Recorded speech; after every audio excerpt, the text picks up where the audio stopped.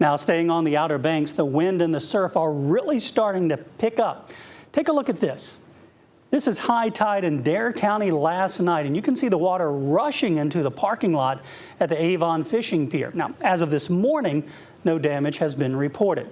Right now, Brianna Fallon is about 45 minutes north of the Avalon Pier. She's been at Jeanette's Pier in Nags Head all morning. Brianna, how are conditions out there? Looks a little windy.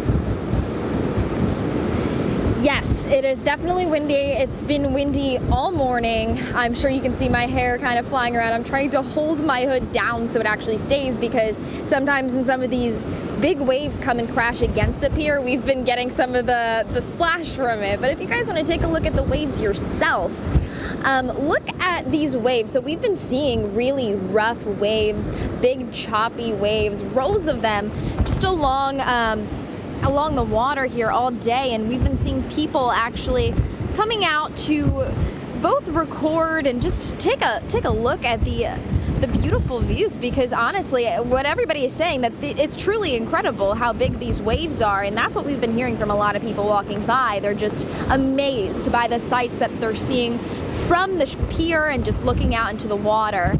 But today there's still that threat for coastal flooding from Hurricane Erin as it continues to move along and off the coast. Now, yesterday, folks who did not evacuate from Hatteras Island were asked to shelter in place after officials closed parts of NC-12 near the Bassnett Bridge over the Oregon Inlet to all southbound traffic, now that extreme overwash threatens the road. And there's no official time that NC-12 will open back up, but NCDOT told 13 News Now last night that they will reassess the road this morning. And again, it is crazy out here. It's so windy. The wind doesn't feel like it's calmed down. And we've been out here since pretty early this morning, but I will say it's much better to be up on the pier and have some of the water from the ocean kind of splash onto us than have the sand in our eyes like we were getting from down on the beach earlier this morning. So just make sure to stay safe out there. Brianna Fallon, 13 News Now. Now, before you go, I've been down there along the Outer Banks when we've had tropical storms. Have you been to the end of the pier? I did, actually. So it's way too windy to bring the camera down there and just, but I did go to the end actually right before this hit, and the waves look incredible. You can see them out for miles, honestly, these waves forming, which, is definitely a sight to see, Evan. Yeah, now, was the pier shaking? I've been out towards the end of the pier, and it gets a little spooky, a little eerie.